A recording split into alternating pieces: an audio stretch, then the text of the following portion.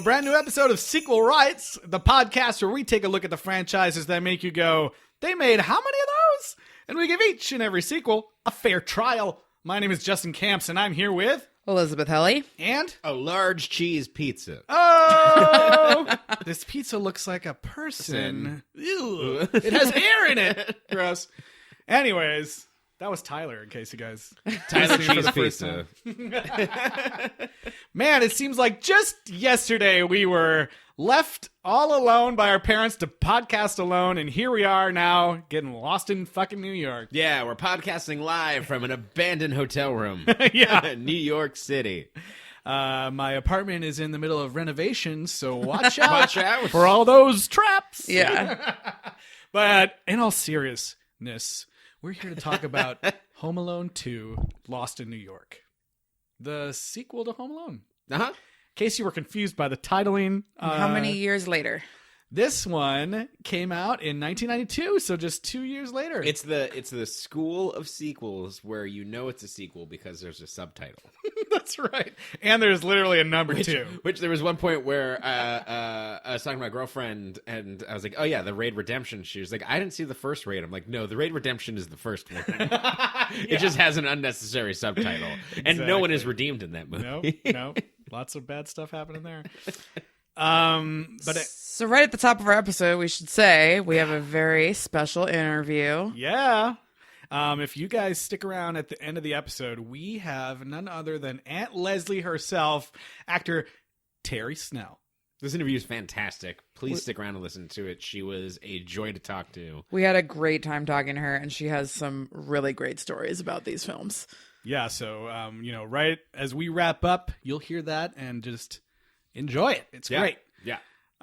But, before we get to that, there's one thing we always have to do every week. You know what it is, Tyler? Take vitamin C. No, we got to watch the trailer. Oh, right. Hiya, pal.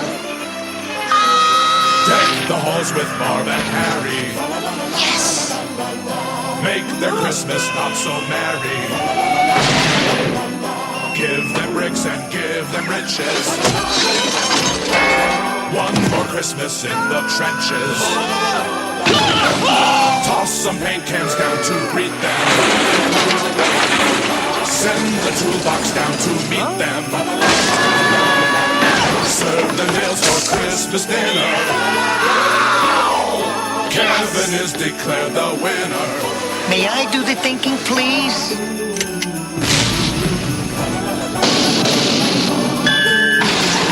Home Alone 2, Lost in New York. You wearing aftershave? That's kerosene. Now why would anybody soak a rope in kerosene? Merry Christmas.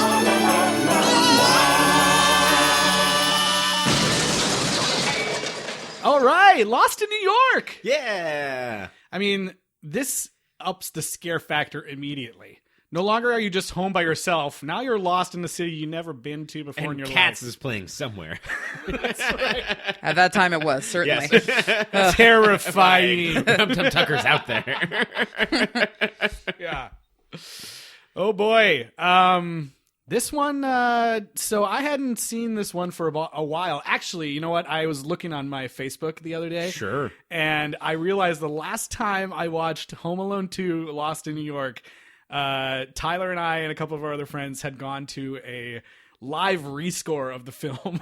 What? Oh yeah, that's by this band named LA Takedown, and Yeah. it was awesome. It was fantastic. It was at the I'm 8-Bit Gallery here in Los Angeles. Yeah. And yeah, they showed the movie and then they played like a live synthy score to it. I'm pretty sure it was it must have been in 2016 because I distinctly It was remember like 2 years ago, yeah. people booing at a certain point. TFTI.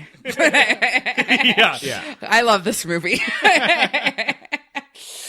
But yeah, that was the last time I saw it, and yeah, I enjoyed watching it again here. Yeah, it was fantastic. It does it is a sequel in every way where it's like a lot of stuff is the same, but you get little twists on. So I'm on the stuff. fence here in terms of how much of it is like rewatching it. Mm-hmm. I realized this is the one that I watched the most as a kid. Me too, yeah, which is why I was surprised. Interesting. Yeah. and that I can't tell if it's doing a meta sequel thing where it's like, remember we did these things, or it's doing the bad sequel thing of doing the first movie again in the first like 10 minutes. Yeah. No, I think Or it's if it's doing it like- as a wink, and like there's some of it that works, there's some of it that doesn't, and I'm like, is this smart and self-aware, or is this crass and kind of cynical? I mean, I was having some of those same thoughts as I was watching through, because it's like, okay, literally the same stuff is happening, but they just they just tweak it like slightly, or you're seeing like a different. But then like they're like, perspective. we did it again. But like, I feel like by the end of the movie they kind of pull it off for me. I think you guys are 100% wrong. No, I'm just kidding. I feel Understandable. that like every single thing is improved upon and brings it up to like perfect. Like I don't think anything is worse. Every single thing gets better in my opinion. it is interesting to me of like, because I try to always think of these in terms of sequel sins and things that we've seen that make successful sequels, and try to do this big picture view of kind of all the breadth of all the films that we've seen. Yeah. And this movie has brilliant takes on that, and also some of the lowest common denominator takes.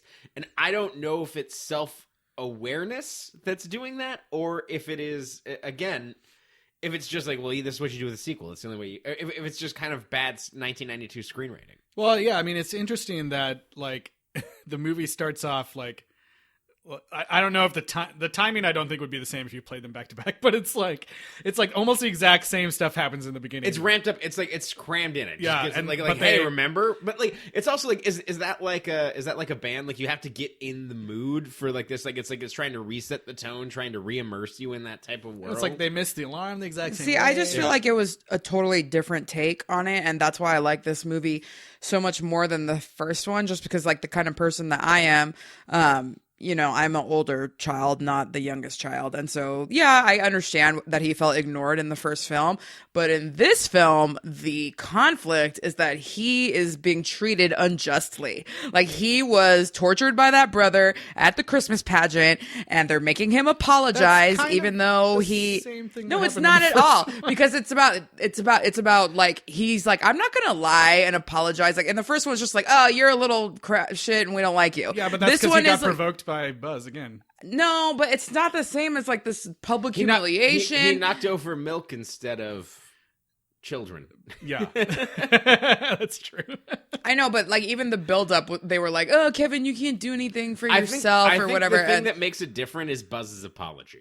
yeah, and, like- Buzz has this fake apology, and they want Kevin to do one, and he's like, no, I'm not gonna do one of those. Like, that's dumb. And in rewatching this, I am 100% Team Kevin here. Like everything he does here is justified.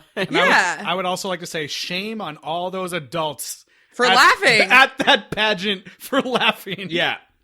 It was terrible. Like No, it's awful. like they went all out, like hilarious. Well, it laughter, wasn't even like it not was trying a to hide school it. assembly or something. It No. was all parents. Yeah, Yeah. Like, it was bad. I was okay. like, "Are you kidding me?"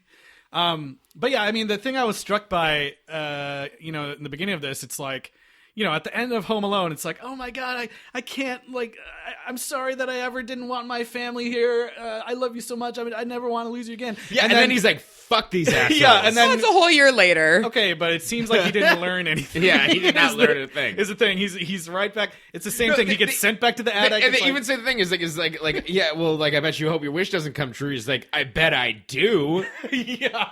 I know, I but when bet you're you disappear 10, forever. like when you're 10, you get mad about the same thing multiple times. He thought his like- family was dead. Yeah, that's true. Yeah, but then once you get stuck with them for a whole nother year, it's like, all right, I need another break. Yeah, I guess. Maybe it's because I just watched the movie like the other day. right. And I Yeah, was he like, had a whole year in between and 2 years in real life. Well, right. But Yeah. Yeah. we don't count real life. He just hates Catherine O'Hara. But anyways, the conceit for how he gets lost this time is even more ridiculous than last time. There's a double dad. Yeah. It's a double dad. And this Danger. this situation would never happen. Really? I today. thought it was actually like somewhat not- more plausible. I meant Oh, wait, today. sorry, today. I Sorry. thought you meant in real life. Yeah. I was saying, like, I think it could have maybe happened back Yeah. then, but today, never, ever. Well, and like, I don't know. This never happened to me because my parents look distinct. But as white people, didn't you ever like confuse other white people as your parents? I would from like in that situation. If I was a kid, I probably would have thought the same thing. Yeah. He's wearing like he's got the same Yeah, haircut. it's like a same generic jacket. snow jacket. Definitely like I mean I could mistake anyone whose back of their head looks very similar to someone. Sure. And their body type and stuff. I once thought a carton of milk was my dad for a whole week. Oh, that's sad. What? So you poured it on pizza? Was that Buddy, are you okay? I thought it was funny though because American Airlines like clearly has promotional consideration in this movie, but they're portrayed as like idiots, and I was like, that just shows that they're so desperate to be involved in the movie. They're like, we don't care if you like. It doesn't matter. It's giant cinematic shots of Yeah, planes for looking sure. luxurious for like hey, like the McAllisters who are rich as fuck fly American. Yeah. And look at how quickly they're able to get from place to place. and the airline doesn't fuck them over. No, but I mean the staff makes some very big mistakes. Yeah. Sure. They let a kid just on a random flight. Yeah. Yeah. And he's like, yeah, that's my dad right there. And then he looks around like, meh, whatever. Yeah. The stewardess was like, okay. Oh my gosh, you guys, wait. We passed something very important. What's that? The talk boy. Oh yeah, the taco boy. I had forgotten about that. And I was like, oh my God. We had one of those. I did not. I forgot. Was it a real toy before It was this? a real toy. Okay. Yeah. No, I don't think before this. yeah. No, it was not a real toy before this. It was something that was made for the movie. Everyone had to have one. Yeah. But it was made to be like it was a thing before this movie. Yeah. Right. Sure. And we had one for sure. I wish I had had one. It was amazing. We did not. I mean, the scene where he plays back his voice slow is so funny. Yeah. P.S. This is like one of the toys that I first remember, like in my memory of being pissed off, being like, "Why does there need to be a girl version?" Because you remember they had the Talk Girl, and it was pink, and I was like, "It's a tape recorder! Like, what the hell? They should have just called it the Talk Kid and been done with it. You know, like, why do you need a pink one? Like for your be the Talk Boy, smaller female hand to hold the tape recorder? Like, Girls like to talk too, right? like this. That's Make one of it the, pink and sell it That's one of again. the earliest things I remember. Like that that's- kind of thing. yeah, Like being like, that's why does it seem to be gendered? Like, The Malibu Stacy Talk Boy. Oh, that's messed up. Yeah. So the Talk Boy. So it's kind of the thing that is his superpower at this point. Kevin McAllister uses audio. Boy genius. Uses audio to fool grown-ups. he is so good at pressing fast forward and pause. Like no human could forward and pause that well. Kevin McAllister in this world gets an Oscar for sound editing on Avatar. Yeah, Yeah. sound editing I'll leave it and up to sound you mixing. which Avatar Yeah. that is, whether it is 2 and 3, 1, or the Shyamalan one. Either way. Oh God, yeah. I mean, you talked about the plane pausing thing. You want to talk about that scene?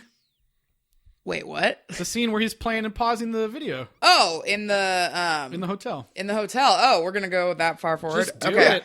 Yeah, so he has rented Angels with Even Filthier Souls, which Yeah. I love. I was gonna say, I love that movie has the title of like a crappy sequel that you Yes. can make fun of. Yeah. Like if this was called Home Alone again. Which is a column for it being meta Yeah. and being self-aware. So we talked about how Keep the Change, You Filthy Animal became like such a thing, but this one is much more iconic in my opinion. Like the Merry Christmas, You Filthy Animal. and Target Happy made a New Year. sweater. Yeah, I just think that's the one. I don't know. This is the speech that I remember more, maybe just because I saw more. But the one like you've been smooching with everybody. This, like So- I feel like people make fun of that all the time. I totally had forgot the smooching with everybody, like list of names. Yeah. And how hilarious that is. yeah. Okay. So But yeah, I was like, oh my God, I totally forgot about this. Yeah. And I am so delighted. in college, one of my friends, a group of guys, they drunk dialed me in the middle of the night and left me a voicemail as this speech.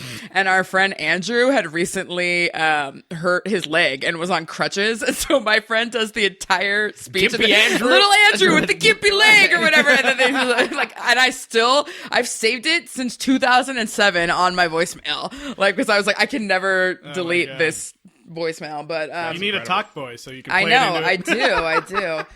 But yeah, so he's there in the Plaza Hotel, and I don't know. I think there's something just like somehow that is cool about staying in a hotel, especially when you're little and it's a big fancy hotel. Like it just, and there's like that's the reason that Eloise has been popular all these years. There's something cool about being in the Plaza, like the big fancy hotel.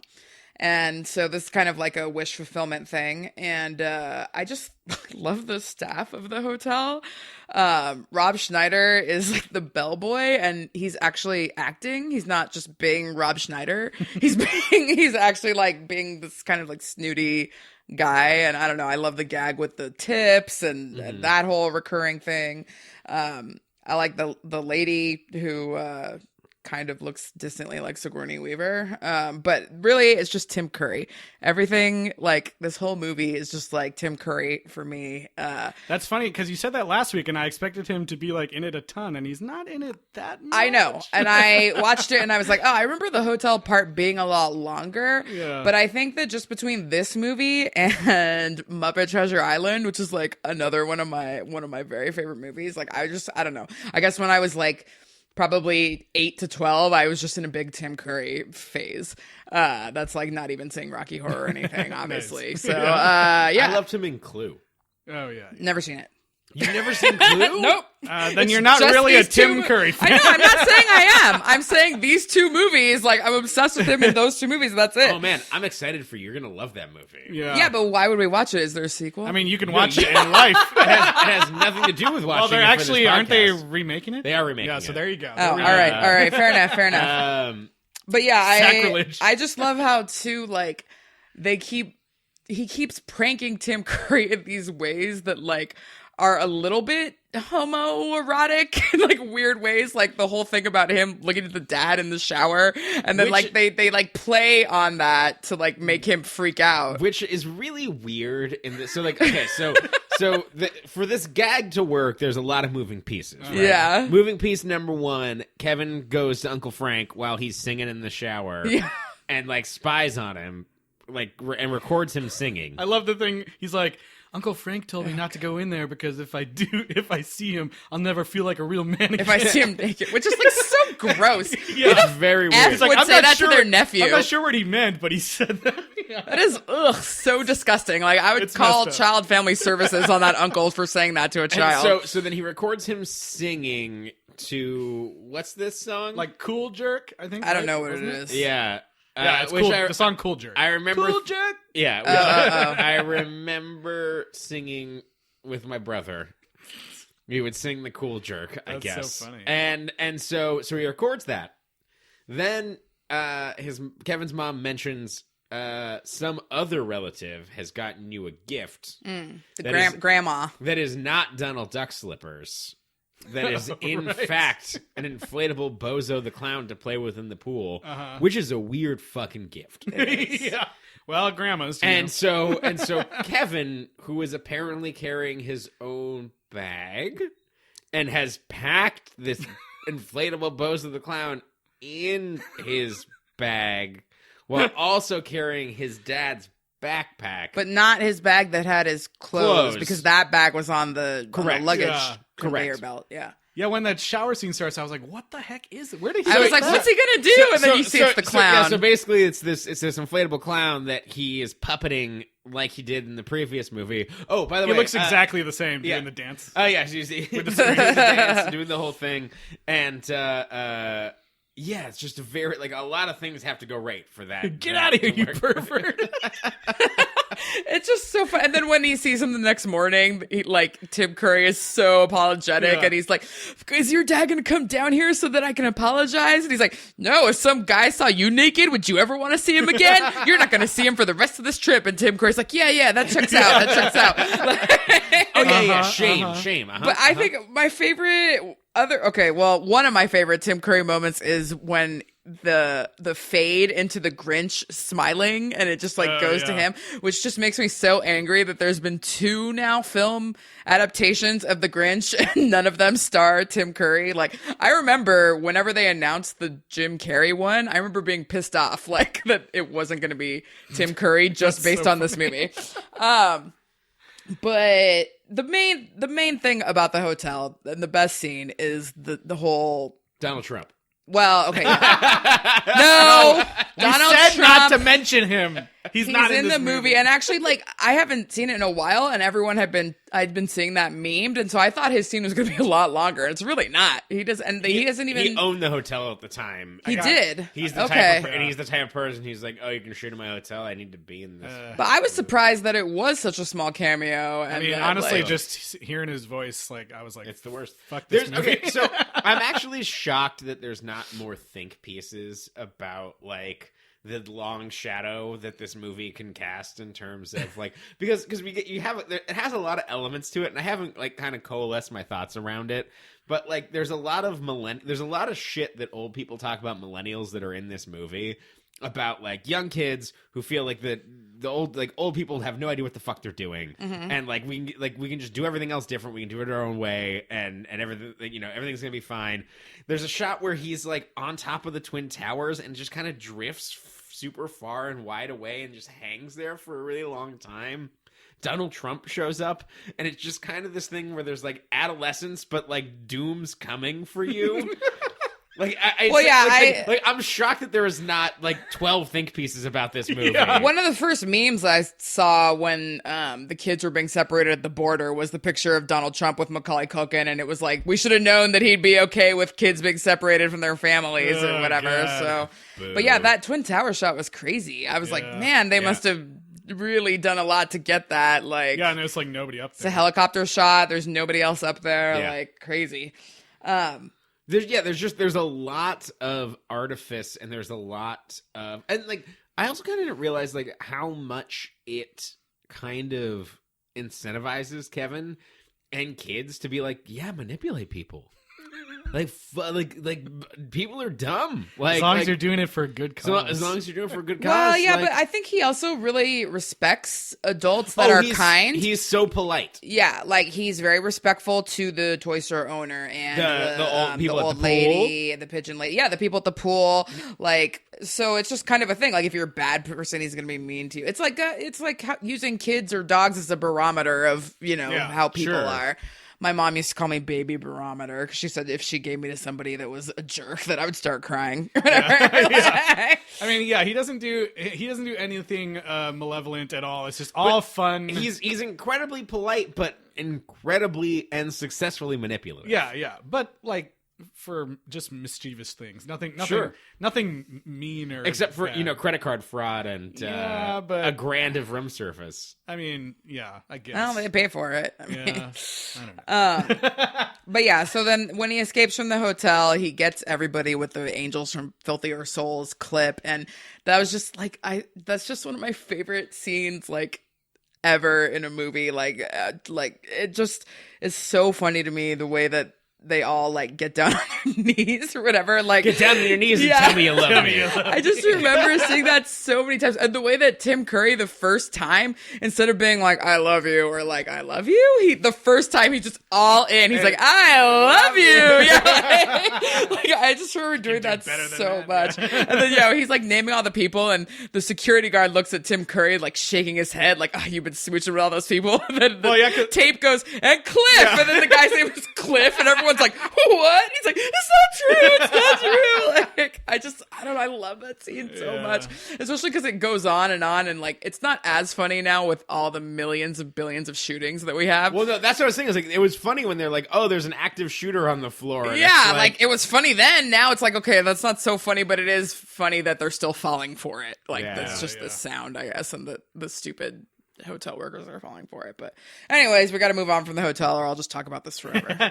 Well, yeah, I mean, so yeah, the sequel, like you said, I feel like this is kind of a sequel that gives you like that it has kind of like the more is better philosophy. Yeah. But in this case, like, it actually is good as far as like other sequels where like Transformers, for example, or something, where it's like more explosions and robots is better. Like, okay, no, it's not actually. Right. It's like you like Joe Pesci and Daniel Stern. Well, here's Tim Curry and Rob Schneider. Yeah. But also Joe Pesci and right. Stern. No, exactly. I think that's the improvement. But like, here's all the same scenes, but with a little bit more, or a slightly different situation. I think that in some, like, okay, so you get the pigeon lady instead of the snow shovel guy, right? But then you also have the old toy store owner, and I think like yes, it's like okay, yeah, he's talking to an old person The again, ghost or of an whatever. old toy store owner. I like how he just disappears in that one scene. I was like, oh my god, he was talking to a I was like, ghost. does magic exist in this universe? Yeah. By the way, did you remember that toy store owner played the old monkey Sebastian in Brave Little Toaster to the Rescue? What? That was his No, last I role. didn't. I think I talked about it in Brave Little Toaster, remember but that. yeah, that was his last role. He also is the Mr. Wally, the owner of Wally World. Yeah. Oh, nice. So anyway, I think the message that the pigeon lady and the toy store owner are giving him, it's like a different thing than he learned in the first movie, like about doing good for others. The first one, it was like forgive your family or whatever, but this one, they're like you should help people. You know, don't just use all this cunning that you have and all these smarts and skills that you have like to torture people. You should help people too. You know. I think the movie does do a very good job of showing that New York homeless people can be scary, and then that B saying that's okay. These are all people, and that everyone here has a story. Like, because there's one where it's like, oh yeah, kids, be terrified homeless people. 'Cause, Sure, like, they scary. The pigeon lady from Mary Poppins made it all the way to this movie. Yeah, she came from St. Paul's all the way to Central Park. By the way, that lady won an Oscar a year before this movie for My Left Foot with Daniel Day-Lewis. Yeah. I love when That movie, My Left Foot, because it's amazing. Yeah, I love when Kevin first sees her and he's just like sick. Yeah. Because she has like birds all over. Yeah, so I mean, Oh, like, that was a great reaction shot. they tell you to keep a healthy distance, but that you should be compassionate and maybe listen to what these people have to say. Yeah, no, I think that I was kind of joking about the first thing of making them terrifying because that scene is terrifying, and like the kid, especially the cabbie, which I like is kind of burned into my brain. It was like, oh, it's terrifying out there, and the cabbie has a dead eye and turns around and is like, ain't much better in here. That guy was creepy. Yeah, and so I think it's just really of humanizing all of those people retroactively in a way that I think that does a better job than the Robert Downey Jr.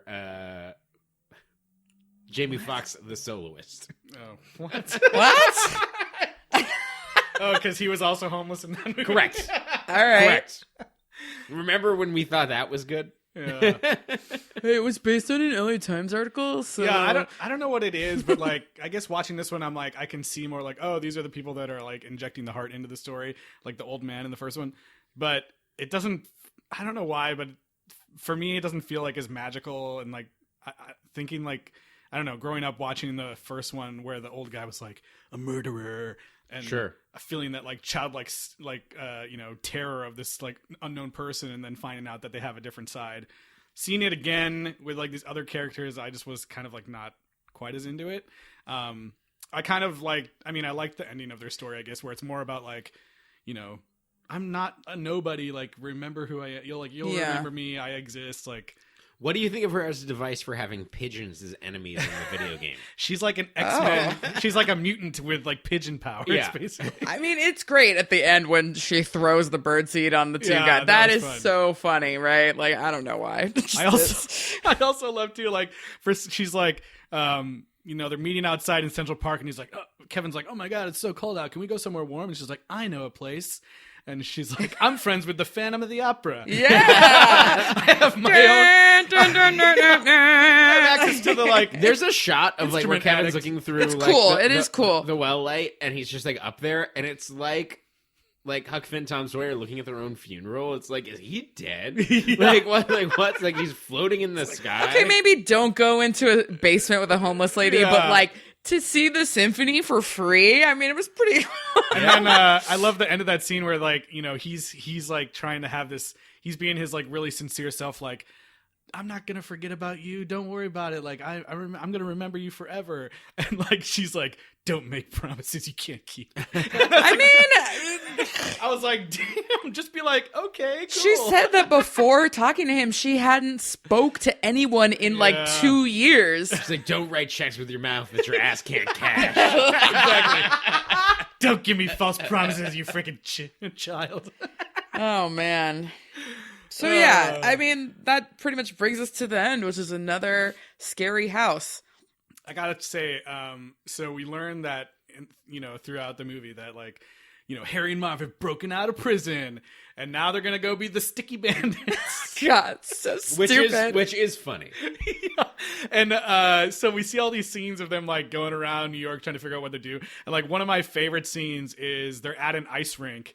And like, because that's where you go to hide out when you're fugitives. You go to the Rockefeller. They're just enjoying their freedom, like ice rink. Yeah, so they're at the ice rink. Harry and Marv talking. Like Marv like skates over, and the entire time they're having this conversation, he's just like pulling items of clothing off people. It's hilarious, and like no one's noticing because they're taking off like earmuffs and like scarves that people would probably feel coming off of them. Yeah. But I just love that like mid-conversation just reaches his hand out, grabs a hat, grabs Did he still have the tape on at that point? I think he does. I think he does, God, but it's so just I just weird. thought that was so funny. Like he's not even paying attention, he's just grabbing whatever comes by. What do we think about Kevin sexually harassing a woman for good? Wait. I'm okay with it. Right. If you're in a life or death situation and like you've been kidnapped by two people that are literally your mortal enemies and gonna murder you, I think a little pinch is not gonna, Yeah, what did you? So in the first movie, were they like literally trying to kill him? No, not until he started hitting him with the paint cans and shit. Yeah, but it wasn't a movie. Gun. They're explicitly they're trying like, to kill we're him. gonna kill you. There wasn't a gun in the other one, right? Did they ever bring out guns? Did they have a gun? No, they didn't have a gun. This one they have a gun. Yeah, they do. Also, there's a part where he like runs off into Central Park, and they're like, people die in Central Park all the time. Yeah, and they're like, yeah, grown men go into Central Park. There's an awful callback of kids are scared of the park. Yeah, it's kind of it's a callback to the kids are afraid of the dark. Yeah, kids are scared of the dark. Yeah, kids are but they're scared just of the like in this movie they're actually trying to kill him. And yeah, they keep I mentioning mean, several if you were in times. jail for like 9 months plus, I mean, you probably would want to kill him. I saw it was a little like, it was a little scary. There were sometimes yeah, they're like, the stakes we are should have higher. shot him though when we saw him last time. I can't believe I didn't shoot him. They said that like over and over again. I'm like, Yeah. Well, they probably should have if they were smart, but they're not smart, and that's why it's a movie. So yeah, he lures them. They break into the toy store to steal the money that's supposed to go to the sick kids. And he lures them to his uncle's house. Yeah. Like Marv gets bit by the exposition bug and tells them his entire plan. Yeah. So he, by the way, I was like, this is like so implausible that they would run into each other, but it reminded me, one time I was at Versailles, like on the steps, and I ran into some dude from band that hates me.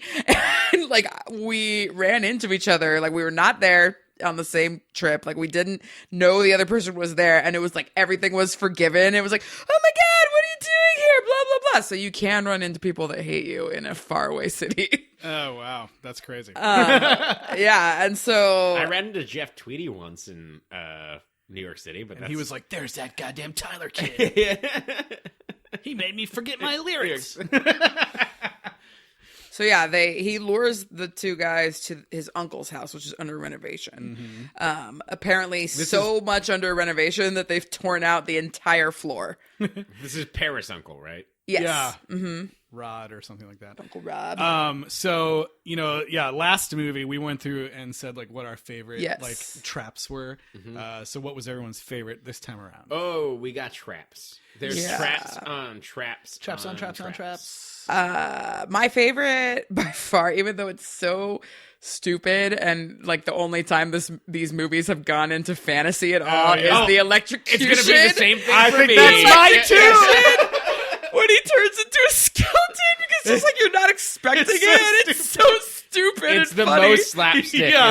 It's amazing. And he's like, Daniel Stern gets to do his like crazy high pitched scream like 3 times in this movie. Yeah. And he's doing it, and the skeleton's jaw just drops open. It looks so what the mechanic of this prank is that he covers him in paint and then has a car battery attached to the sink. And as he goes to wash himself off from this paint at the sink is electrified. And thankfully, he decided to turn on both handles at the same time, so he could complete the circuit and be completely electrocuted. Who here has seen somebody be electrocuted? Not me. Not me. Okay. So here comes Tyler's story time. Oh no. My first conscious memory is waking up underneath a table after I stick a key in the light socket. Why would you do that? I was like 2. Still. He doesn't remember why. Is this at your home? Yeah. Oh man, you didn't have those little plastic things covering all the. Don't shame my parents. Okay, sorry, my bad. I'm sorry, Mrs. Simonson. But going right into that, I've seen my dad get electrocuted a lot when he's like repairing lights and fans and things like that. Where it's like, "Hey, Dad, you should probably turn off the power," and he's like, "Maybe not." And I've seen him been shot like 3 times, and it is the funniest thing. There's nothing funnier. No. And so, yeah, that bit is hilarious. This is another one where, like, I think the traps are even more aggressive than the first movie. They went all out, and this one's like they would have been dead like before they even got in. Sure, because they do the 2 paint cans, and they think they're smart by dodging them, and then there's an entire like giant plumbing pipe that he The sends first thing down. that happens is like Mark gets hit in the face with 6 bricks. Yeah. and it Oh would my split his God, head yeah. He open. would have been so dead. He also gets hit with a bag of concrete that would cut him in half. Yeah. Oh man, I love that. I do love that. You know, so they're renovating and like the floor from like the main floor all the way to the basement is missing. So there's a couple times where it's like, Marv falls down, he gets up, and then they go all the way upstairs, and then they fall all the way back down to the basement again, and like have to start over. Which I will say, for sequel world building, the whole premise of the movie was them going to this uncle's place in Paris. So he's gonna have a renovated, like to have this location exists in the world is entirely justified, and the best escalation that you could imagine for this movie. Yeah, it's pretty. I think the traps were all pretty inventive. There's more slipping. There's like I wanted to buy slime after this movie. Yeah. When he goes to, like, okay, he was not going to be able to get up that ladder anyways, right? He gets up there like, I got this. Joe Pesci gets his head set on fire again, and the only repeated gag, but the difference here is that he has the yoga core strength to completely do an inverted, like, push-up plank nonsense to lower himself vertically into a toilet that is filled with fuel. So Every time I'm like, why doesn't he just take off the beanie? Yeah. I do kind of like, I think, you know, So maybe he was getting up the stair, the ladder. That's my point. That's what I'm saying. John Hughes wrote this one too, and I do kind of like the like maybe it's ingenious that, you know, these traps and everything that come up at the end, they start to happen, and the audience is probably like, oh yeah, look at, there's the burner, he's gonna get his head burnt again, ooh, ooh, ooh. And then it happens, but then, you know, John Hughes, he wrote like it took it one step further. Yeah. So Right. like people are like already, you know, everyone wants to see what they loved again. They love the first movie. Okay, they see it again, and then it gets like tweaked and like brought into this like now his head explodes. Right. I feel like some of that stuff is probably ingenious. Like it hits the audience's like need for what they loved, and then surprising them with something that they didn't know they wanted. I think it gets into something, and I agree with you. I think by the end of this movie, it comes off as very, very smart and a good sequel. Probably one of the best ones that we've discussed. And it makes me curious about what it takes to get people in the same rhythm of the movie that they loved and to build and improve upon it. So the first act of this movie is kind of like it's kind of like the Silent Night, Deadly Night of we're watching the first 30 minutes of this movie again, right? But it does it in an abbreviate, like as fast as possible, with a wink and a smile of like, hey, remember? Like this is like the family, this is where everything's at. And I wonder, like, how much that acclamation is needed for a sequel. Well, yeah, and I mean, it seems to me like he walked the tightrope wire between, you know, not just completely repeating everything where everyone just goes, that was the same movie again, because, you know, Eliz loves this movie better. I also really like it, but like, you know, I can see that there's lots of repetitive stuff. Sure. And maybe people that aren't into Home Alone are just like, it's the same movie. But I think like most of the people who enjoyed it didn't have that whole like, oh my God, they're just repeating all the same stuff. No, I don't think it is that. I guess it's just a question of like, I don't, to enjoy a movie, like the pacing of the first one is so specific and has all these different things. And so like for you to get in that same mindset, how much does the movie have to hold your hand to get you into that mindset? And I think this movie does a good job for 1992. And I guess the thing that's made me think of, and the thing that's fascinating to me, is how much that still needs to happen, and how much you kind of need to, it's like, you know, it's like an opening act for a band or something like that. Like how much you need people to be in the mindset to be ready to remember to get the full enjoyment of the way that all of these jokes are constructed and tweaked and just pushed a little bit further than they were in the first one. I think one that I think of, and maybe just because the kid is getting lost, but Fievel and American Tail, like this is almost kind of like, you guys really liked the second Fievel, and I didn't, but yeah, It's like they had that, you know, it's No Cats in America in the first one, and the second one it's that, whoa, we're going way out west or whatever, you know, and it's like a lot of the same rhythm. It's funny. So, yeah. I actually, during watching this movie, I was like, this is like Home Alone's version of Yeah. American Tail. There's even Kevin Goes East. Is That's what it is. Oh well, I mean, it's like there's even a somewhere out there moment. There's like a crossfade between like Kevin looking out at the stars while there's like the new There absolutely is. the Yeah, new like good Somewhere night, in My Kevin. Memory song Good is night, playing Mom. from Yeah. John Williams, and then it like crossfades to his mom, and they're like both looking at the same sky. yeah. And I was like, oh my god, it's the Somewhere Out There moment. I do feel for the parents in this. Like she thought, like, and it kind of makes them feel worse. Oh, that's actually something I want to talk about here too.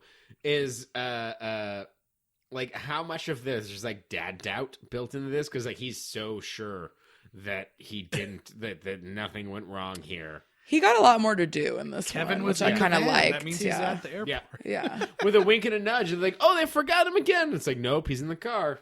In the I front like seat. it when they're at the Miami police, and the police officer is like, "What? You did what?" And they're like, it's so incredulous that they can't do anything but laugh at it. They're like, it's happening again. You know, like, because it's just like, that's almost what you would do in that situation, because like your brain can't process that kind of like incredulity, you know? Like it's kind of our thing now. I guess. You know? There's something funny about that, because like he's shot in much higher res than they are. I feel like that was a reshoot of their reactions, but I think that the reactions are perfect. Yeah. And Catherine O'Hara is again awesome in this movie. Fantastic. The scene towards the end when she's talking to the police officer in the car. That's such a cute scene, even though it's like, I'm like, this should be lame, but like when No. yeah. These movies don't work without her being the emotional through line. These movies don't work without her being able to dance the line of being a mom who's so busy and flustered and overwhelmed with everything that it's plausible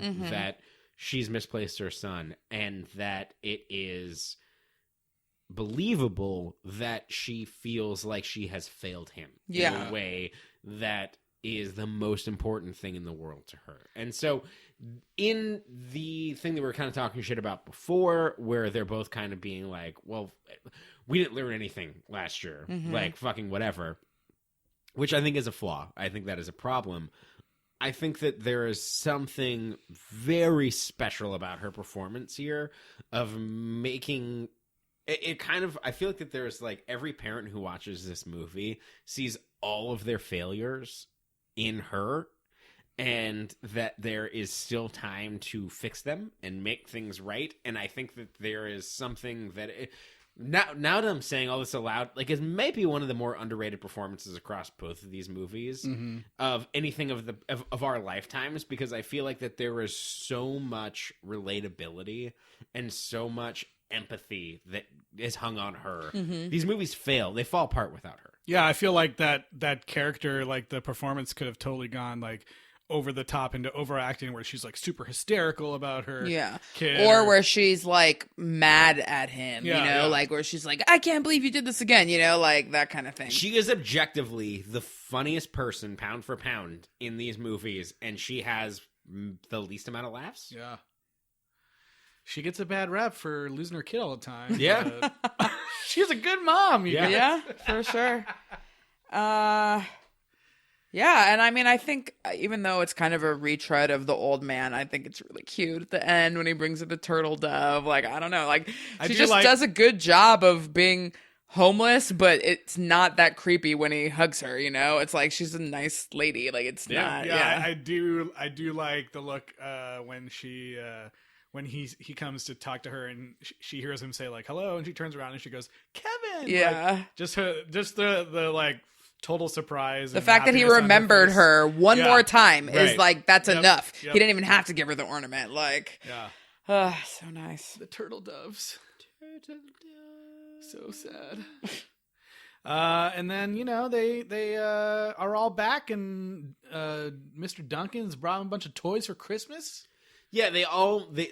Oh, actually, this is something I want to talk about. Okay. So the McAllisters are going to Florida for the holidays. Yeah. Kevin ends up in New York City. Do you feel like, because I have a strong opinion about Florida. I've been there once. But I've got a very strong from all the But twice. stories I But hear. but Florida sucks. Sorry, Florida listeners. I wasn't surprised that it was raining there. Yeah, and so I wonder if there's a lot of I feel like there's a lot of foundation of our collective pop culture knowledge that's actually laid by these two movies. And I feel like Florida jokes are kind of universal. There's the Florida Man Twitter. There's a lot of we all joke about Florida. And in this movie, it absolutely establishes and for me, I think probably sets up the stereotype that Florida's a disappointment. Because they get there and it's completely rainy and shitty and they're stuck in a hotel room. Well, and it's like a really seedy motel, like the Right. Blue Dolphin or something. And I wrote down that the sign says adult films hourly rate. Yeah, I saw that.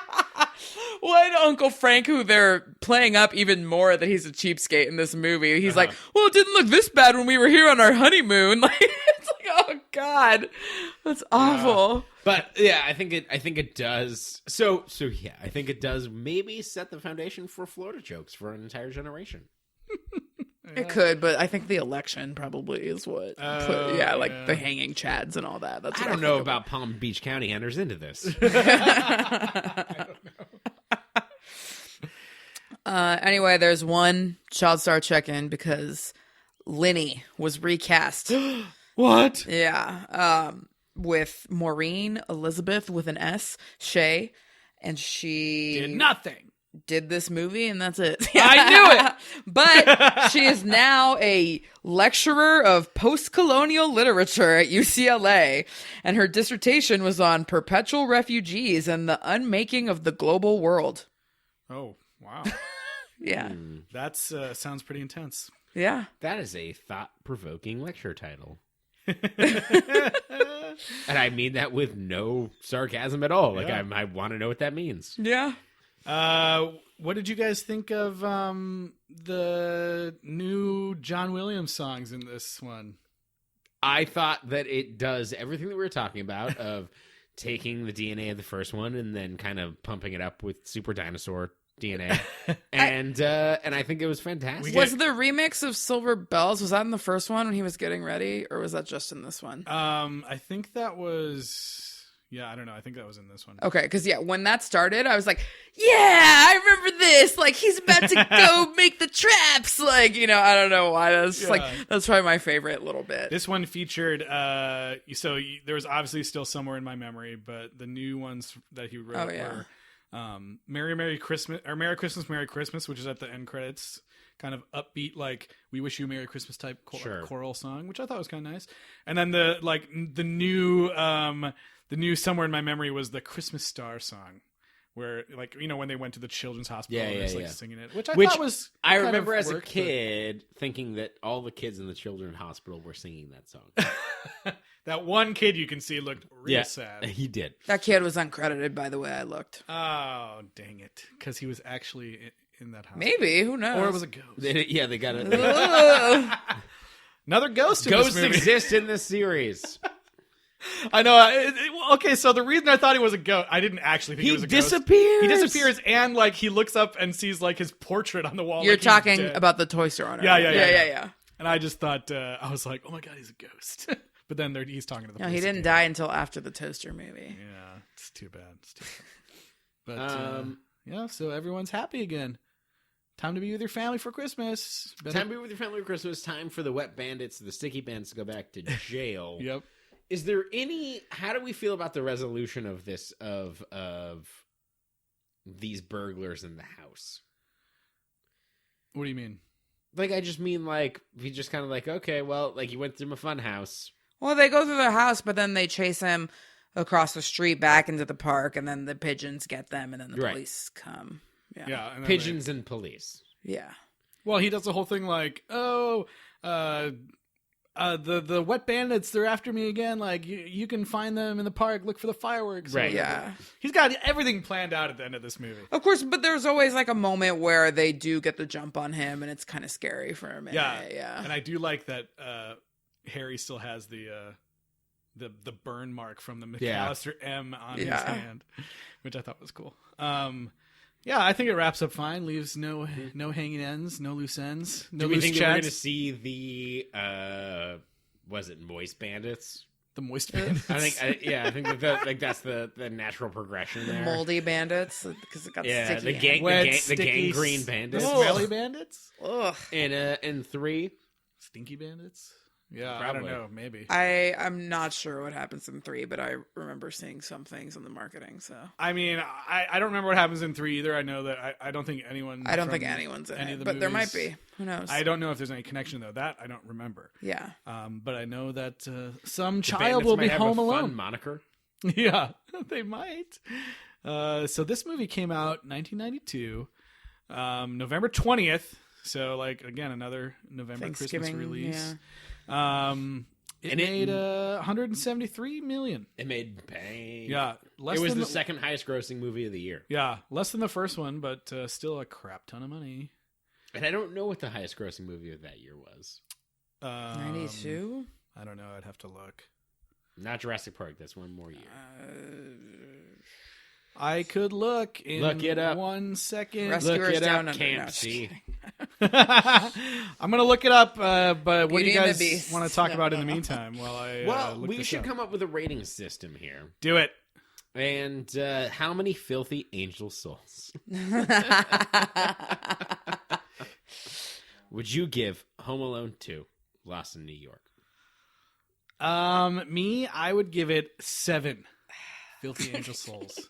I gave the last one 10. I really I remember this one less. Like the one thing I was like I had totally forgotten about the Talk Boy. For some reason I really like the iconic thing for me from this is like his outfit is like the weirdest thing. Just because Right. I think it's on all the posters and everything. So I remember that like green jacket with the yellow trim and the hat for some reason more than anything. And I'm just more like I think the first movie has more magic for me, and this one I thought was good, but not my favorite. Speaking of just like aesthetics of look of things, like something that really stuck with me, and I think that like is actually fantastic, is the opening title design of the because like there's like the home with like the light on for Home Alone, Yeah. in the logo, and then like it's almost this like Saul Bassian. Like the house is sandwiched between Yeah, the now I'm- New York skyline, and it's like it's almost like an old James Bond title sequence. Now I'm And curious it's who designed that. great. Yeah. It's fantastic. What about you, Liz? I think you guys already know that I would give it 10 super, super filthy souls. This movie's like just so perfect to me. I don't know. Like, I just love it so much. And it has, for me, it just has more for me than Home Alone 1, I guess. Like, I don't, like the Midwest and white people and giant houses and stuff. Like, I mean, I've stayed in hotels more than I've stayed in a giant suburban white person house with snow, you know? So it's like, I don't know. I get it more. I just like it more. I don't know. That's fair. That's fair. So 1992 top grossing movie, Forrest Gump. Aladdin. Oh, shit. I was off Ice and Beauty and the Beast. Damn it. Yeah, you messed up. I can't figure out So who ashamed. designed those titles. I should try to figure that out. It's probably a deep If dive. you're out there, let us know. Deep dive. I'm gonna go 8 C's. I enjoy this movie a lot. You know, I'm not sure if that's nostalgia or if that's newfound appreciation from watching it. There's a lot happening in this movie, and I feel like there's stuff that can be unpacked, and I feel like that there's a lot of things that I took away from it that I didn't quite understand, and I think that there's I don't know, there's a lot going on in it, and there's a lot of interesting stuff that again, BuzzFeed, give your think pieces about this movie. I'll read them because it's fascinating. Top 10 ways that Home Alone 2 predicted the future. No, like I feel like you could write. I feel like you could write a thesis about this movie right now. There was one that was like the top 5 things about Home Alone 2 that are super messed up, and I didn't read the whole article, but one of them was Uncle Frank saying that gross thing to Kevin. That was really like gross. I kind of feel like that there's a lot of hope in this movie, but I kind of feel like it's the bedrock for a lot of toxic shit. Yeah, I don't know. I just think like I just like the message better. I don't know, like just about helping people and being philanthropic, and just about not apologizing for like something you shouldn't have to apologize for. Like, I don't know. But the movie ends with him having a $900 room service. Yeah, I mean, you got to have some kind of gag at the end so that they can yell out his name one more time. And they're staying in like a triple-decker suite. Right. Their suite had stairs. Like, had a freaking spiral staircase. Yeah, because they had to apologize for all the stuff that they let him do. Yeah, but they still charged him for the original hotel bill. So, yeah, what are you going to do? Also, a hilarious thing about this movie is that, like, and also, like, just wouldn't exist without cell phones or anything like that. But that they had to do the Knuckle Buster credit card reader, and so, like, they couldn't take a credit card over the phone, which is a thing that, like, is central to this plot that I realized, and I was like, I've never booked a hotel where they don't just take the credit card, and it's like, no, they need the physical card. Like, they couldn't do that. Right, yeah. Yeah, I was still using that machine for my job in like 2008. No, there was a cabbie here in LA that, like, I thought he was going for a handgun and I was gonna die. And it was like, because it was like, you have a card and like, blah, blah, blah, blah, and then he just like rummaged in a glove compartment and grabbed that out, and I was like, that was like 2009. Yeah.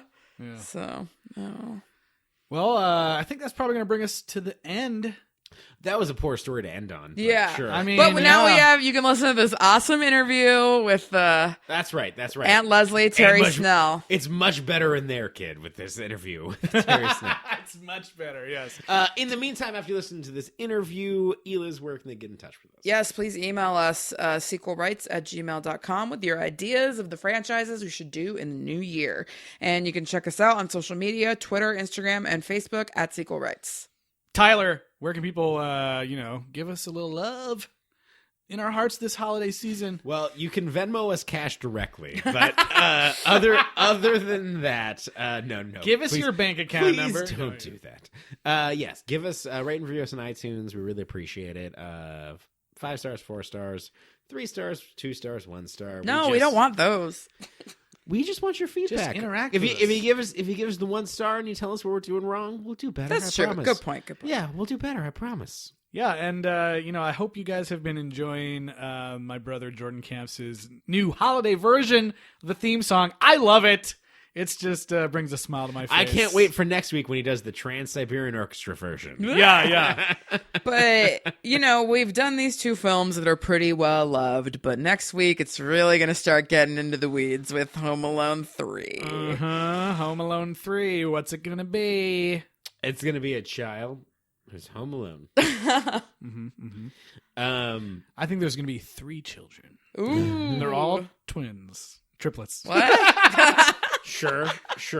So 6? What? I'm so confused. Is he? There's 6 So children. I know it's not Macaulay Culkin. I have no remembrance of this movie. Is he? Is it going to be a McAllister even? I can't even remember. I think there's a slight chance that there's some sort of relationship to the bandits, but I can't remember why. I can't remember anything. So. Yeah, I can't really. I've definitely seen it, but Oh, you I feel have? Uh-huh. Oh, okay. I've seen it for sure. I have not. For whatever reason, I feel like there could be like a Justin Theroux sighting. I don't know why. What? Just because it's a weird sequel? Yeah, Okay. Yeah. I hope Elizabeth Mitchell's in it. I hope so too. That would be amazing. She plays the mom or something. By the way, we haven't talked about Lost for no reason during this episode. So there it is. Ding, ding, Welcome ding. to Lost Talk. Oh my gosh. Okay, we got to play the interview. The kid's name would be Walt. All right, Yes. yeah. Do not leave. Listen to this awesome interview right now. Here we go. Terrie Snell.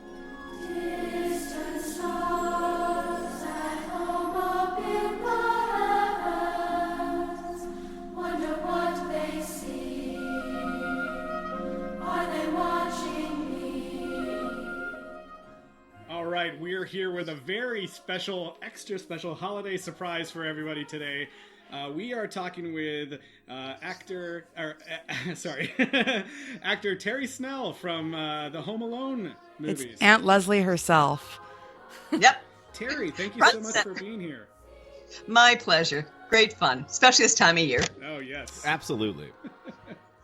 So just to start out, can you tell us about your background and what were you doing when you found out that you were going to be in Home Alone? How'd you get involved? That is one of those bittersweet stories. I was born and raised in Chicago, went away to school, wanted to be an actor. Everybody said no. I became a teacher, became a banker, I opened my own school of performing arts, did all of this stuff, had some kids, did community theater, yada, yada, yada. I filed for divorce and I get Home Alone. So wow. Now, can I get the divorce finished before I have to pay him alimony? Yeah. So it was one of those crazy things. But I had worked with John Hughes previously on 2 of his other movies. Mm-hmm. She's Having a Baby with Kevin Bacon, Elizabeth McGovern, and Curly Sue. But they were smaller little roles. And I got booked for Home Alone and Home Alone 2 years later, which was wonderful. It was a heaven sent, and it got me from Chicago in the cold snow and ice to Los Angeles with the fires and earthquakes. So, just in time. What's worse? Yeah. Absolutely. That's amazing. I mean, so you said you worked with John Hughes before Home Alone. What was it like working with him? You know, someone who's like a legend like that. I just love that man. I'm so sorry he's gone. He was such a treasure. Yes, eccentric, not any other way to say it, but he was eccentric. But he was so brilliant, and he was so kind, and he was so fun.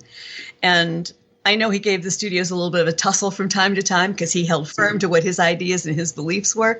But it was just a pleasure. And frankly, he made my life security possible because with Home Alone 1 and Home Alone 2 and the other films that I've done, it vested my pension. It vested my health care for the rest of my life. It was like, thank you, Jesus. Here we go. Yeah, that's amazing. How did you fall into him with those earlier films with Curly Sue and everything? Was it the Midwest connection, or how'd that come about? Yeah, I was just finishing. I'd gone back to college. I graduated 20 years to the day I should have with my BA. I'd done an AA, and then I dropped out and had kids and had a life, and then went back to school. So I had finished it, and I had a triple major. It was English and teaching and theater arts. Wow. And there was an open call for She's Having a Baby with Elizabeth McGovern and Kevin Bacon, and I went down to the open call. I already had my SAG card because I had been doing voiceover and commercial and so on and so forth, but I had only stage training as such. I didn't have on-camera training, so I thought, well, I'll do some background work and find out how all that goes. So I went down to this open call, and oddly enough, the last semester class I had in college was how to audition for musical theater. And they were doing a dance number, and that's what they were doing the open call for. And the choreographers came out of New York. They had been part of Chorus Line in the beginnings of it, and they were major choreographers. And I'm going like, oh my God, oh my God, oh my God. But, you know, there were literally 1,500 people who showed up on that call. They narrowed it down to 12 of us, and I was one of the 12. And so I worked for 6 weeks on that movie, partially because the skies kept opening up and raining on us after we shot the first 2 days, and we couldn't get matching sky. But it was great. I learned so much about filmmaking without having to go back to school to do that, and it was a joy. So that's how that started. And then from that, can't remember if Curly Sue came next or not, but I was called in for that and cast in that. I was called in for another one. I think it was Duke. Don't remember the name of that one. And then Home Alone came along, and that was one of those. As I said, I was going through my divorce at the time. It was Chicago weather in February, spitting snow, ice, and whatever. had the first audition in November, was told that I was going to get a call back in January. January came and went, and nothing happened. I'm like, well, so much for that. And in February, first part of February, I got a call to come down for my callback on it. And my car broke down on the Eisenhower in the middle of the sleet and rain. And there were no cell phones to speak of then. Sure. There were pagers, but there was no cell phones.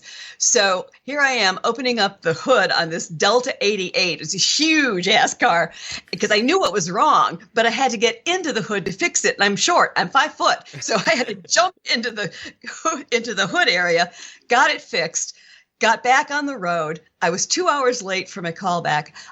My makeup had run because I was in the sleet and the snow and the rain. I looked like a drowned rat, and I went in and I did a horrible job on the audition. And I came out going, God, please give me one more chance, give me one more shot at it, please God. So oddly enough, 3 days later, they called me back in, and it had been narrowed down to 3 of us, and I was the one they chose. But there was another hurdle on that one because I got a call from my agent. And all the time I had auditioned with the mother's lines, being told that they wanted a name for that and that I would be the aunt, yada, yada. Never auditioned for any other role, just that. I got a call from my agent who said, well, they would like to cast you as the drugstore clerk. Oh. And yeah, exactly. That was exactly how I felt. What? I said, and I did the typical actor's thing. I said, well, yeah, I want to do it. But could you find out what I messed up so that I know maybe the next time I won't do that? Right. Hung up the phone. I was in the house totally alone. Nobody was there. And this voice came booming through the house saying, be patient. There's been a mistake. Oh, wow. Now, I happen to be Christian. I have a good idea who was talking to me. But nonetheless, I hadn't been drinking. I hadn't been smoking. I was totally clean eyes. Nothing's going on. And this voice came through. Be patient. I got a call the next day, and my agent said they made a mistake. They want you to do the aunt's role. Do you still want to do it? I said, well, hell yes. So that's how that all went. That's amazing. That's the best story anyone's ever told in this podcast. That's incredible. It was. It absolutely was amazing. And it allowed me to move from Illinois. I had a school of performing arts there. I had closed that down the year before. Moved out to LA, and God having his sense of humor, my first location shoot was back in Chicago. And they had one of the snowstorms off the lake, and it closed down all the shooting. I was like, okay, got it. But it's been great fun. I have since matriculated into being a talent manager. And I have an office in New York, an office in Chicago, and an office in LA. And we represent adults and minors. And we actually have one of our clients opening on Broadway in a brand new show in February. We're excited about that. Oh, wow. It's called Ain't Too Proud, The Life and Times of the Temptations. Oh, I saw that here in LA, actually. Did you? Okay. Yeah. The guy who played Franklin. Okay, that's that guy. Juwan awesome. Jackson. Yeah. Congratulations. Yeah, really cool. Awesome. Yeah, good stuff. Okay, well, so regarding the first film, how did the look of Aunt Leslie come about? Is that just was it similar to how you dressed in the 90s, or was that all decided with the film? Well, actually, although it was shot in 1990, the overall look was kind of late 80s. Yeah. The big shoulders, and the fluffy big Texas hair. Got the Texas hair. Okay. So they meaning the director, and that was Chris Columbus, and I believe the producer, who was John Hughes, of course.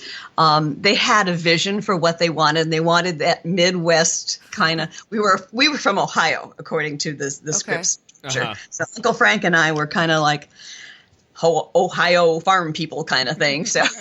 We didn't have the most sophisticated clothing and the most sophisticated hairstyles and whatnot. Frumpy would be the word perhaps we'd like to use.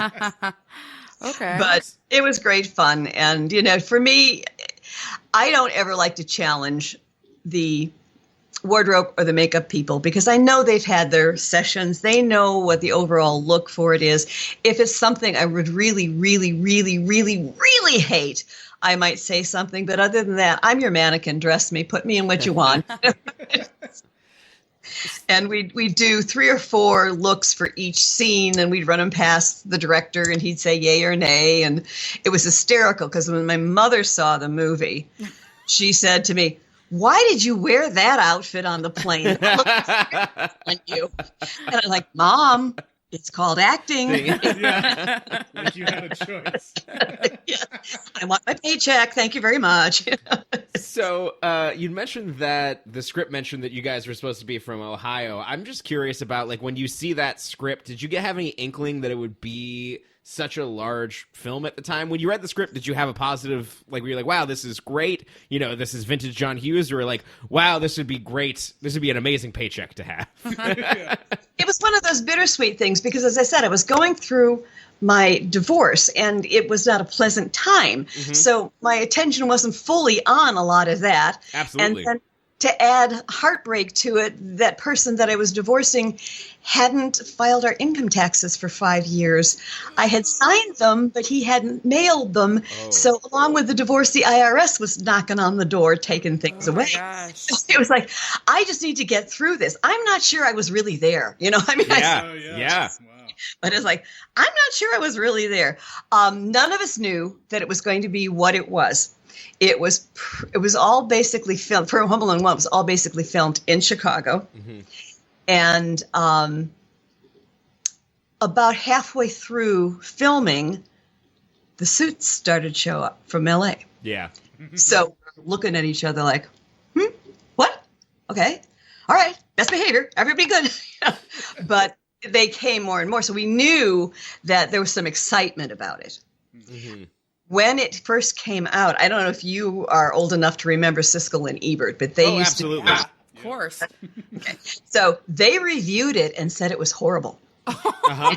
Like it, that it was violent, that yada, yada, yada. And of course, my mother-in-law, by that time, my ex-mother-in-law called to tell me and left a message. Oh, by the way, Siskel and Ebert hates your movie. Oh my God. Yeah. Yeah, like Ebert famously hates the cartoon violence of it. He's like, cartoon violence belongs in cartoons. Yes. The next week, they rescinded the review, which they had never done before. And I think they only did once after that. And they said, this is going to be a blockbuster. It's giving families something they haven't seen for a long time. It's a movie they can all go to together. It helps empower young people to know that they can find solutions to help and do things, that they're not totally useless and waiting for an adult to bail them out, you know? So it was really quite a great pleasure to see that it did what it did. That's amazing. Yeah. So- And of course, by the time 2 came along, we all knew that we Yeah. got the tail. You know? So I was wondering how quickly they turned around and were like, we want you back for another one. Was it like immediately? Actually, or? no, not at all. That we shot that in 90. I think it came out that fall. Yeah.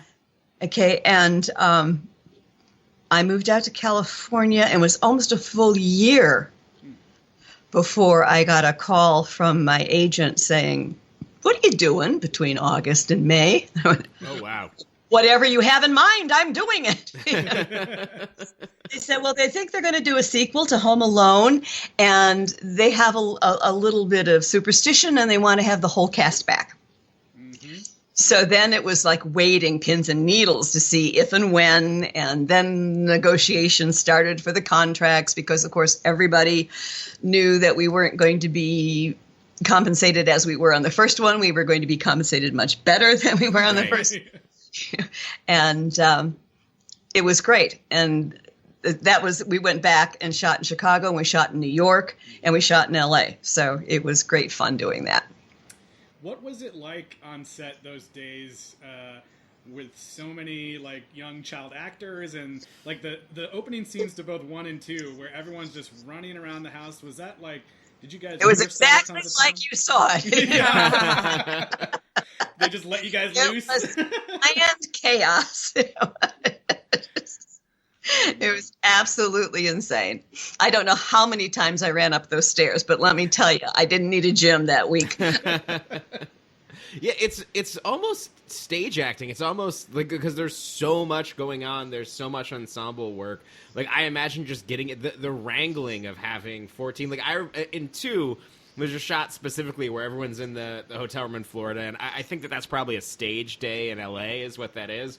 But it's still hair and makeup on 13 people, and you're doing this long panning shot of everybody in the hotel room. Yeah. And I was just thinking, like, Man, that had to be a bear of a day. Just everyone sitting there, everybody doing that take, and just managing that many people. What was it like, kind of acting with that whole family, or is there a type of are you trying to blend in as a family unit? Is there stuff that you're trying to do to express your character? It seems like there's a lot of challenges there that I'm fascinated by. Well, I don't know. For me personally, I didn't find that because I'd had my School of Performing Arts and we took shows on tour and whatnot. I had worked with kids a lot, so I was probably a little more acclimated to that than some of the other people who never was around children very much. They weren't there many times. It was interesting because there are work hours for minors and can't violate the number of hours they can be on set.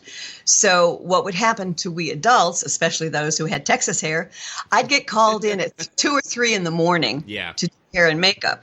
And then I'd go to my trailer and then we'd prop pillows on either side of my head. And I'd lie down on my back and try to go back to sleep because they wanted to get all the adults through so they didn't have to use so much time on the kids' hair and makeup when they set to get right to shooting. So my entire time on Home Alone 1, my call times were either 2 or 3 in the morning. Wow. Yeah. Oof. I was wondering, in the sequel, Aunt Leslie loses her kind of signature glasses. Why was that decision made? I don't think it was a decision that was made. I think it just sort of happened. Okay. She had them and she didn't have them. She had them and she didn't have them, depending upon what she needed to see in the scene. Okay. And then I was wondering, what was it like working with Jerry Bamman as your husband, kind of the Uncle Frank, and were all of his lines totally scripted, or was any of that funny stuff improvised? There was no improvisation. It was all scripted, and he was very interesting to work with. I appreciated it. So yeah, and then I think at the end of the second one, I think it was Aunt Leslie. She is telling everybody to save the wrapping paper and the bows to use again next year. That was improvised. Yes! that was my favorite. It was totally mine. It was totally out of our family. The great grandma always wanted to save all the wrapping paper and all the bows, and that just came out spontaneously. My mom still does that. Yes. That is so great that you put that in, because that was like one of my favorite lines of the family parts in the second one. That's great. Thank you. So if 20th Century Fox, if they wanted to, reboot the series and do like one of those, legacy sequels, and they wanted to bring back people, I actually wrote a treatment for it. Yeah. I tried to get it to people, but people didn't want to take a look at it. So there you go. And now, of course, John Hurt has passed away. Yeah. So you can't really rekindle the family. You could reboot it through the eyes of Kevin and Buzz, perhaps, and have whatever families around come in and out of it. I think Aunt Leslie and Uncle Frank would live until their hundreds because of this, that, cantankerous. Knows. Yep. I would love it. I was so surprised and a little disappointed that they didn't do any kind of a major reunion for the 25th anniversary of Home Alone. It just sort of came and went. I went, oh, okay. Well, there you have it. That's so strange because literally everything else there's been some sort of organized effort to do something like that. It's such a beloved, Yeah, film. that's very strange. Yeah. Got to do one of those EW photo shoots or whatever with the reunions.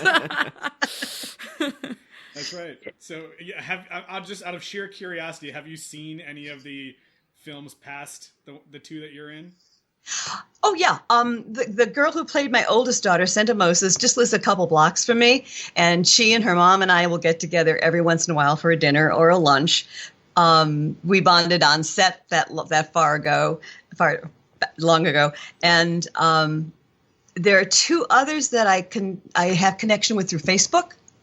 And there actually is it's been dormant for a while, but there is a little small closed Facebook group of all of us who were in Home Alone. Cool. The young man who played Jed, Jed was his name, Jed Cohen. He had the glasses and dark hair. I see him when I go to New York for my office there, and his son look so much like he looked in that movie. It's scary. It is just scary. Jed Cohen, and his son is named Jed too, so that's fun. I have run into Buzz a couple of times on red carpet events. We haven't worked on the same projects, but when I went back and did an episode of Veep last season, one of my students that I had in my School of Performing Arts back in Libertyville, Illinois, right outside of Chicago, was also in the cast. And so it was like, oh my God. Fantastic. He said, "You're worth a call to my parents. I'm calling them now." So every once in a while, people will pop up that way, which is great fun. That's so awesome. That's great. And so we were wondering also, like, have you ever sat down and watched Home Alone 3 or 4 or 5 or any of those? I tried. No, don't tell us. Don't make it sound so appetizing for us. And that's all I'm saying. Very diplomatic. We appreciate that. Yep. What I found to be so wonderful, 2 years ago now in Kansas City at Christmas time, both of my sons are musicians, Alpha and Omega. One's classical, one's heavy metal. The one who's classical is the dean at the University of Missouri, Kansas City, and he plays with the Kansas City Symphony. And they do, every Christmas, they do a movie, and the symphony plays the score live. So they were going to be doing it that year. I was going to be there. And I said, hey, if they would like to have me chat, I'd be happy to chat before they show the movie. So they would like to have done that, which we did. And what so surprised me and just made my heart so happy, there were adults there who had seen the movie as kids, who were bringing their kids to see it who had never seen it because they wanted to see it on the big screen again. So it was a special moment. That and having people, when it first came out from different countries, friends of mine who were traveling saying, "I just saw you in Italy and you were speaking Italian." I said, "No, I wasn't. Somebody else was." But to realize that it went around the world, that it touched that many lives, is just a wonderful, beautiful thing.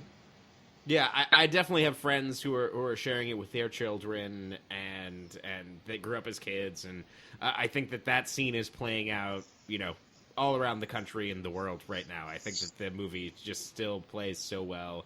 The movies and they're special in a way that I think that it resonates. I was very surprised. I went to the ArcLight Theater in Hollywood last week to see Boy Erased. Powerful movie, by the way. See it if you can. But they had this big board up, and during the Christmas season, they were doing certain movies on certain days. And the top one was Home Alone, November 21st, showing it at the ArcLight. And then somebody Facebooked me and said that they were in their hometowns too. So I guess maybe they're doing a one-day release across country. I don't know. Oh, sweet. That's awesome. Okay. That was all. Yeah, I think that wraps up the questions here. It was a delight talking to you. Is there anything else that you wanted to share with our listeners, or any place that they can follow you while after this conversation?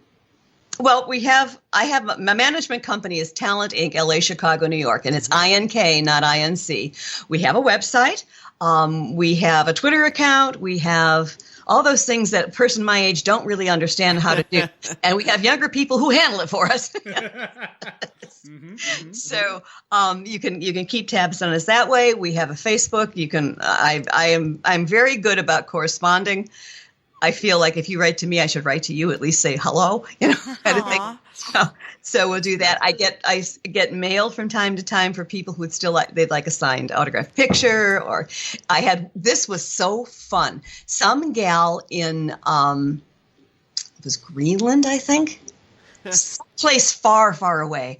She wrote me and asked if I could write a note to her best friend who was getting married from Aunt Leslie, because Home Alone was her favorite movie ever, and Aunt Leslie was her favorite character.